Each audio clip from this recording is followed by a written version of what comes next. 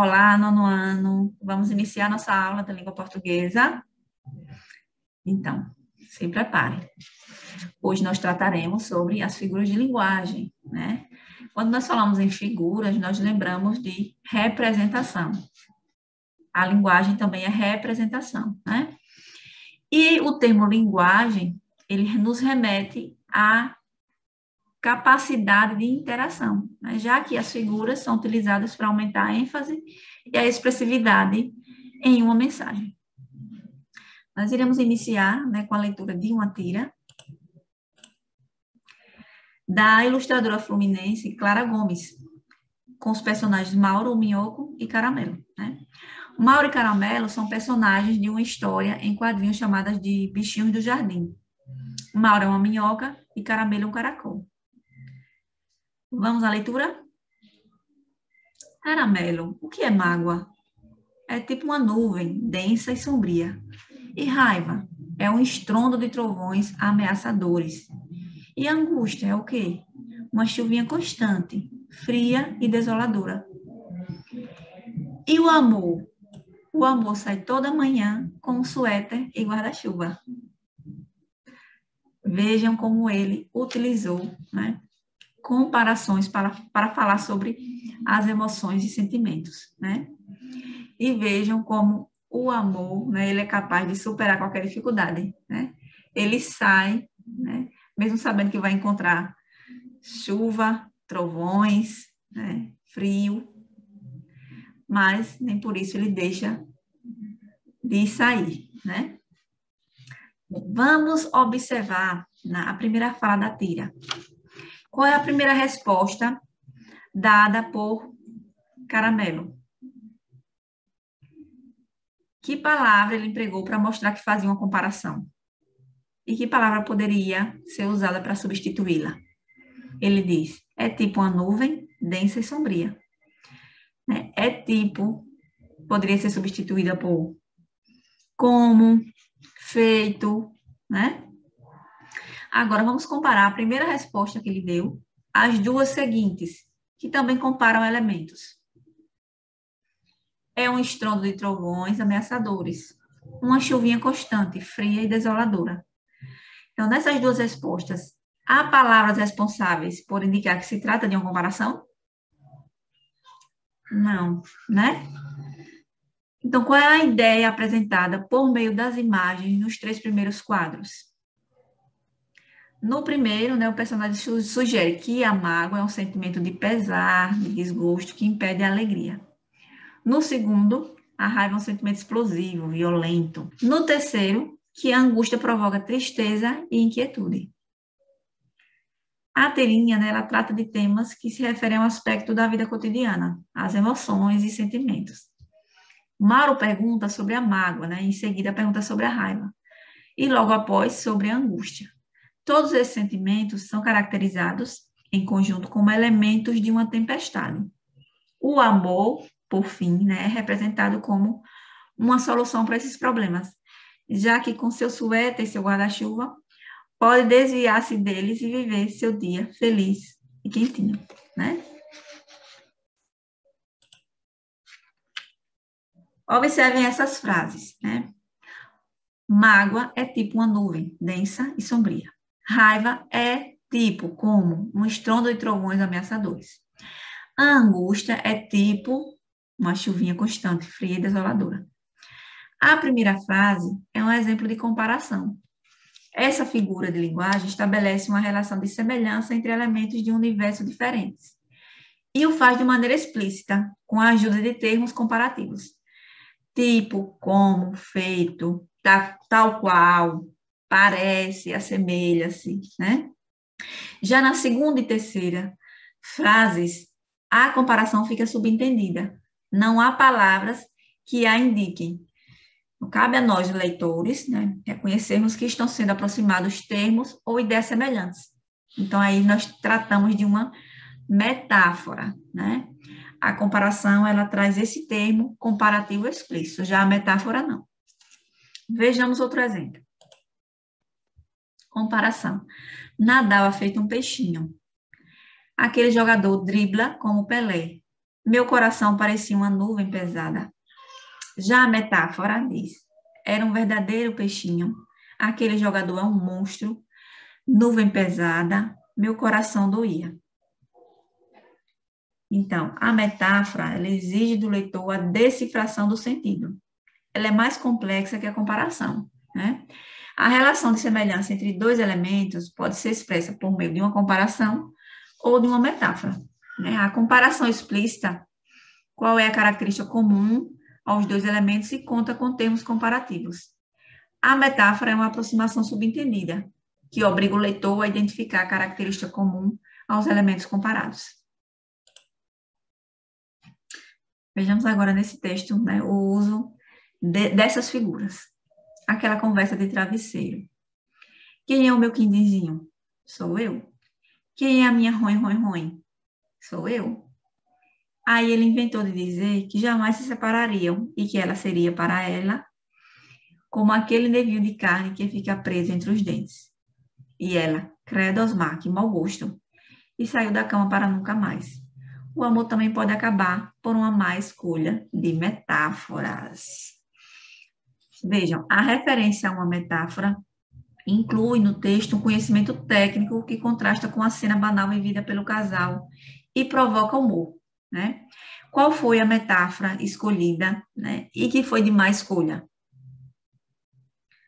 A metáfora que aproxima a moça de um nevinho de carne que fica preso entre os dentes, pois ela produz uma imagem feia, né? De mau gosto, que incomoda, né? Um nevinho da carne preso entre os dentes, né?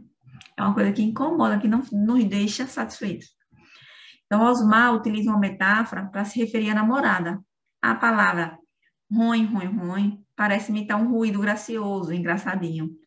Portanto, a metáfora aproximaria a namorada do ser mimoso que imita esse ruído, que é o gato. O que o uso dessa metáfora sugere sobre as formas de tratamento usadas pelos namorados? Sugere um tratamento infantilizado, né? Que enfatiza o aspecto afetivo. Vejamos agora um outro exemplo de figuras de linguagem. É uma propaganda, né, um anúncio publicitário da cerveja Itaipava. Verão combina com praia, que combina com as melhores ondas, que combina com curtição, que combina com Itaipava, a cerveja sem comparação.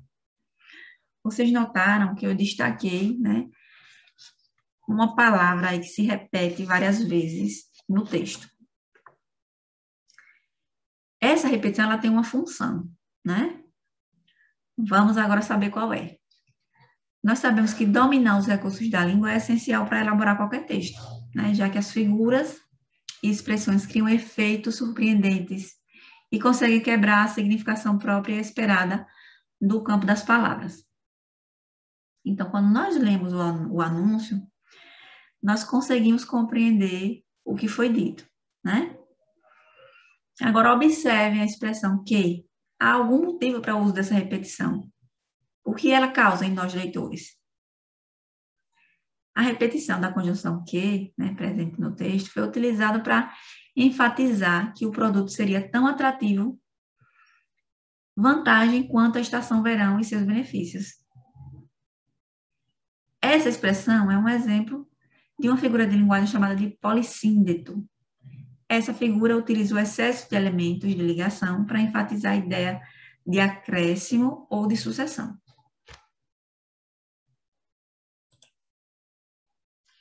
Vejamos agora um outro anúncio do shampoo Elseve. O anúncio, né, da L'Oréal, ele explora a sonoridade da letra C. Vamos observar. O colágeno chegou aos cachos e chegou para ficar. Horas ela representa, né, o fonema C, hora com som de Q, hora com som de X, né? Quando aproximado da letra H. Após fazer um comparativo do que seria mito e depoimento de Thaís Araújo como verdade, como percebe-se no uso do fonema nessa primeira nesse primeiro trecho do anúncio. O colágeno chegou aos cachos e chegou para ficar. O que a sonoridade expressa por esses fonemas sugere? A associação entre colágeno, cacho e a repetição da palavra chegou, né, que sugere primeiramente novidade e depois apoiada na palavra ficar, sugere continuidade. Então, o consumidor, né, ao analisar esse anúncio, ele vai assimilar o conteúdo da mensagem, né, segundo as promessas dele. Então, entendendo que é um lançamento no segmento de cabelos cacheados, o colágeno chegou aos cachos e que é um bom produto, pois vai permanecer no mercado e chegou para ficar. Então, esse recurso sonoro é chamado de aliteração e implica na repetição de um fonema, uma mesma letra, numa mesma frase.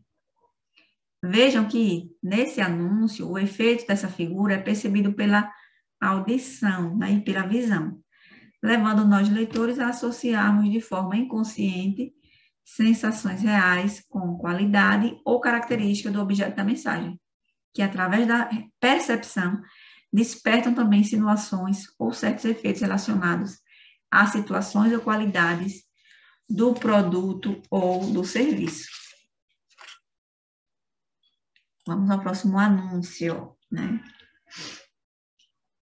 Só na TNT você vê a Miss Universo ao lado de Luísa Brunet. Miss Universo 2010. Comentários especiais de Luísa Brunet. Segunda, 23 de agosto, a partir das 21 horas, ao vivo, na TNT, né? Que é um canal de TV por assinatura. Então, após a leitura, que impressões, né, os fonemas vocálicos utilizados no anúncio quis despertar? Vocês notaram a relação sonora entre o nome e o nome e o nome da atriz? Conforme as impressões sugeridas pelo uso dos fonemas vocálicos, é possível verificar que o uso da vogal E, né, de forma mais acentuada, quis mostrar algo fino, delicado, elegante, que se traduz ao concurso de Miss Universo. E a personificação de Luísa Brunet como comentarista do desfile. O nome que se dá à repetição de uma mesma vogal ao longo do texto é a assonância, na qual se apresenta na repetição ordenada dos sons vocálicos idênticos. Vamos observar mais detalhadamente? Vamos lá. Então, a representação desse fonema E, né, ele se encontra. Observe nos destaques. Só na TNT você vê a Miss Universo ao lado de Luísa Brunet. A vogal A, só na TNT você vê a Miss Universo ao lado de Luísa Brunet. Do I, só na TNT você vê a Miss Universo ao lado de Luísa Brunet. E do O, só na TNT você vê a Miss Universo ao lado de Luísa Brunet. Então, no anúncio, é possível perceber o uso de diversas assonâncias, com destaque para o uso do E, que fica mais evidente, porque está no final das frases. Esse som ele é percebido mesmo quando não está expresso graficamente, como é o caso da letra T, ao ser pronunciada em TNT, e Brunet, né? A assonância também, A, I, O, como nós vimos aí no exemplo. Vamos observar mais um caso de assonância com o anúncio de uma concessionária. Orvel, por onde você for. No caso desse anúncio, né, reforçado a partir da repetição proposital, né, de alguns sons presentes entre as palavras, principalmente em suas sílabas tônicas, né, causando um impacto direto na musicalidade e na criação da imagem que se faz do texto, né. No slogan, nós percebemos que a assonância acontece graças à repetição da vogal tônica O, que ocorre em todas as palavras. Por onde você for. Então, esse recurso linguístico atribui ritmo e musicalidade ao anúncio, levando o consumidor a memorizar mais facilmente a mensagem. Vamos agora rever, né, quais são os conceitos de aliteração e assonância já que essas duas figuras de linguagem utilizam como recurso a repetição, né? A assonância diz respeito à repetição de sons vocálicos e à literação de sons consonantais. Eles reproduzem efeito de estilo, eles criam imagem ao ler o poema e eles trazem também mistura de sentidos. Então, as figuras de linguagem, né, se valem de aspectos sonoros das palavras para trazer novos sentidos e percepções ao texto. Vocês lembram de algum exemplo, né, utilizado em algum poema, algum anúncio, que traz esse recurso? Se lembram, compartilhe aí com os colegas de classe, né, que servem também para exemplificar e fazer com que eles entendam com maior clareza o uso desses efeitos, tá bem? Agora, peguem aí o livro de vocês, na página 86, para a gente reforçar, né, a aprendizagem sobre as figuras de linguagem. Releia esses versos do poema Essa que eu hei de amar. Essa que eu hei de amar perdidamente um dia será tão loura e clara e vagarosa e bela que eu pensarei que é o sol que vem pela janela, trazer luz e calor a esta alma escura e fria. Nessa estrofe, o poético apresenta uma repetição. Identifique-a e explique que efeito de sentido ela provoca no texto. A repetição da conjunção i, né? Ela diz, e clara e vagarosa e bela. A repetição, ela dá ênfase à quantidade e diversidade das qualidades da mulher amada, né? E deixa também a leitura desse trecho mais lenta. Nessa estrofe, o eu poético apresenta uma repetição. Então, nós já vimos que essa repetição, né, diz respeito à figura de linguagem chamada polissíndeto, né? É a figura caracterizada pela repetição enfática de algumas conjunções. B. Há algum outro verso do poema que traz esse recurso de repetição da conjunção? Sim, né? Na terceira estrofe do poema. Leia a informação do quadro. Chamamos a assonância a figura de linguagem que consiste na repetição de sons vocálicos, idênticos ou semelhantes, com a intenção de produzir um efeito harmônico em frases ou nos versos. As vogais assonantes podem ser repetidas nas sílabas tônicas das palavras ou se destacar com determinada regularidade numa mesma frase ou verso. Esse recurso estilístico possibilita maior força de expressão por meio de intensificação da musicalidade e do ritmo.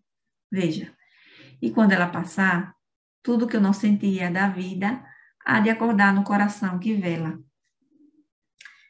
Indique no segundo e terceiro versos da estrofe a seguir a presença da assonância. Essa que eu hei de amar rapidamente um dia será tão loura e clara e vagarosa e bela que eu pensarei que é o sol que vem pela janela trazer luz e calor a essa alma escura e fria. Nós temos aí a repetição da vogal A em será, loura, clara, vagarosa, bela. A repetição da vogal E com som fechado em que eu pensarei que é o sol que vem pela janela. Identifique no terceiro verso a metáfora que o eu poético emprega para caracterizar a amada. Antes, porém, vamos recordar o conceito de metáfora. É uma figura de linguagem que se caracteriza por transferir o sentido literal próprio de uma palavra para um sentido conotativo, ou seja, figurado, estabelecendo uma comparação implícita e sem utilizar os conectivos, os termos de ligação que caracterizam a comparação. A exemplo, a conjunção como nós vimos no início da aula. Vamos lá. Então, o poético emprega o termo sol para caracterizar a amada, ou seja, compara a amada ao sol. Identifique duas antíteses nessa estrofe. Nós temos luz e escura, calor e fria. 3. Releia a estrofe. E quando ela passar, tudo que eu não sentia da vida há de acordar no coração que vela. e ela irá como o sol, e eu irei atrás dela, como sombra feliz. Tudo isso eu me dizia. Também nessa estrofe, o poético usa expressões em sentido figurado, conotativo, para se caracterizar e caracterizar a amada. Que expressões são essas? A expressão como o sol caracteriza a amada, e a expressão como sombra feliz caracteriza o eu poético. Nesses dois casos, verifique-se o uso de metáfora de comparação. Exemplifique. Nos dois casos, verificam-se comparações, né? Justificadas pelo uso da conjunção como. Leia os versos a seguir, extraídos do poema Excursão. E a professora pedia um pouco de silêncio. Pelo amor de Deus, vou ficar surda. O que as palavras destacadas nesses versos têm em comum? Todas têm a letra P no início. Então, diferente da anáfora, né, a figura denominada aliteração se caracteriza pela repetição de sons consonantais, normalmente no início das palavras que compõem versos ou frases, mas que também podem estar no meio ou no fim. Bem, nossa aula chegou ao fim. Espero que vocês tenham conseguido aproveitar um pouco sobre o estudo das figuras de linguagem. Gratidão e até a próxima.